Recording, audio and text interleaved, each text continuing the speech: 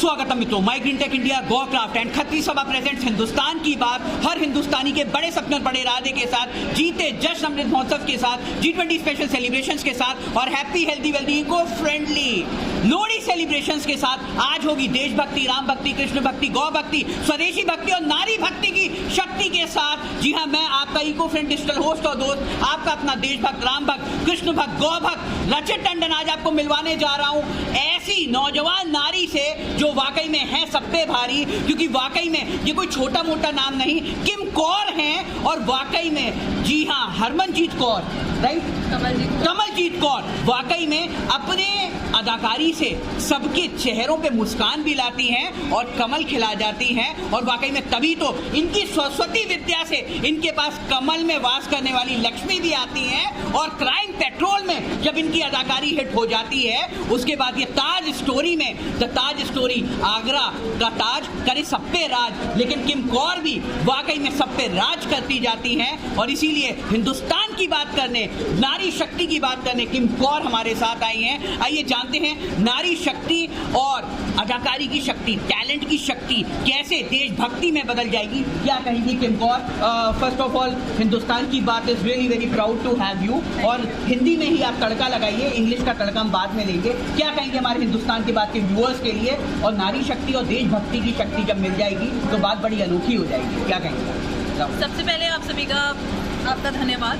और मैं कहना चाहती हूँ कि अगर आप अपने मन में ठान लेना कुछ भी कि मुझे ये करना ही करना है, आपको जिद होनी चाहिए कुछ करने की, तो आप 101%, मैं कह रही हूँ 101% नहीं 110% आप उस चीज़ को हासिल कर सकते हो। चाहे वो आपसे कितनी भी पहुँच से परे हो, लेकिन अंदर ललक हो, आग हो, स्पार्क हो, तो आप कुछ भी कर सकते हो। मैम, आपने कहा स्पार्क को, तो वो पहला स्पार्क कौन देता है? माता पिता देते हैं, क्योंकि बचपन से माता पिता भगवान के रूप भी होते हैं और उंगली पकड़ के चलना सिखाते हैं, या टीचर देती है, या कोई फ्रेंड देती है, या गर्लफ्रेंड देती है, बॉयफ्रेंड देता है, या किसी को भी आप दादा दादी को लव करते हो, क्योंकि नानी दादी के नुस्खे हमारे यहाँ बड़े फेमस होते हैं। तो वो पहला स्पार्क कौन देता है? देखिए, पहला स्पार्क तो माँ ही देती है। और एक्चुअली मैं बचपन से ही ना कुछ बनना चाहती थी, मेरे अंदर से ही मतलब कुछ स्पार्क था कि मुझे कुछ बनना है। और मम्मी ने पूरा सपोर्ट भी किया मुझे कि हाँ मैं साथ दूंगी अब हमेशा। तो बचपन से मैं ना ब्लेजर पहन के पापा का वहाँ पर शीशे के सामने बैठ जाती थी कि मैं स्क्रीन पर आऊँगी, एंकर बनूंगी, मुझे न्यूज़ एंकर बनना था।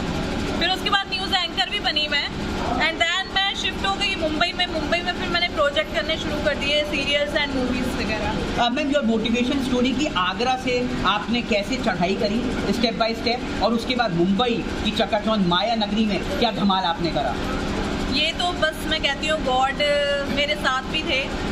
मैं यहाँ पर आगरा में थी, न्यूज़ चैनल में जॉब कर रही थी। उसके साथ ही साथ उस टाइम लॉकडाउन था। लॉकडाउन के दौरान मैंने मुझे एक ऑडिशन के लिए कॉल आया कि यहाँ पर सीरियल चल रहा है साथ निभाना साथिया। तो साथिया 2 के लिए मैंने ऑडिशन दे दिया, इंस्पेक्टर का रोल था। तो मैंने दे दिया उसमें ऑडिशन में पास हो गई और मैंने फर्स्ट सीरियल साथ निभाना साथिया 2 किया। उसके बाद ही बस मैं आगे बढ़ती गई उसी के थ्रू। फिर मैंने मुंबई में शिफ्ट किया, वहाँ पर ऑडिशन दिए, प्रोडक्शन हाउसेस में जाके ऑडिशन दिए। और थोड़ी मेहनत तो है मुंबई में, फिर धीरे धीरे सफलता प्राप्त हो जाती है। अगर अंदर ललक है ना तो आप कुछ भी कर सकते हो। अब मैम, एक बड़ा संजीदा और पेचीदा क्वेश्चन मैं पूछूंगा, आप माइंड मत करिएगा, लेकिन ये आज की जनता जानना चाहती है, क्योंकि नारी शक्ति वाकई में दुर्गा शक्ति है, लेकिन बहुत सारे चैलेंजेस उन्हें बीच में अलग अलग तरीके से पार करने पड़ते हैं। हालांकि हमारी दीप्ति शर्मा जी ने जैसे वर्ल्ड कप जीता और बेस्ट ऑलराउंडर बने, लेकिन कई बार कहते हैं माया नगरी ऐसी नगरी है, उसकी माया की चकाचौंध में इंसान खो जाता है, राइट। आपने सुशांत जैसे एक्टर्स को देखा कि इतने टैलेंटेड होने के बाद, इतने अच्छे इंजीनियर होने के बाद, वो अभिनेता भी नंबर 1 थे, पीक पे चल रहे थे, लेकिन उसके बाद क्या कॉम्प्रोमाइजेस करने पड़ते हैं। उन कॉम्प्रोमाइजेस को नारी शक्ति कैसे आगे बढ़ाए, चाहे वो कॉम्प्रोमाइज किसी भी तरीके का हो, धन का हो, तन का हो, मन का हो, कैसे उन कॉम्प्रोमाइजेस को, उन चैलेंजेस को ओवरकम करके बाउंस बैक करें, ये जरूर बताइए आप। एक बात मैं बोलना चाहती हूँ यहाँ पर, सिर्फ नारी के लिए नहीं, हर सबके लिए बोलना चाहती हूँ।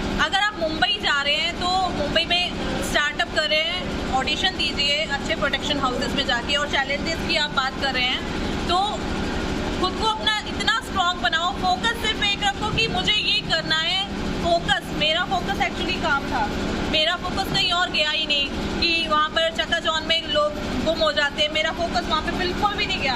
और मैं ऐसी लड़की हूँ कि मुझे कोई हिला नहीं सकता कि मुझे जो करना है वो करना है। गलत रास्ते तो मुझे जाना नहीं है, ना ड्रिंक्स वगैरह, ना क्लबिंग, ये सब मुझे पसंद ही नहीं है, बिल्कुल भी नहीं पसंद। जैसे कि एक उनकी आँख होती है ना, अपनी अभिमन्यु की आँख थी, उस पर अर्जुन को टारगेट करते थे। अर्जुन जी टारगेट करते थे, वैसे मेरी बस उस पर टारगेट रहता है कि मुझे ये करना ही करना है। मछली की आंख को टारगेट करा।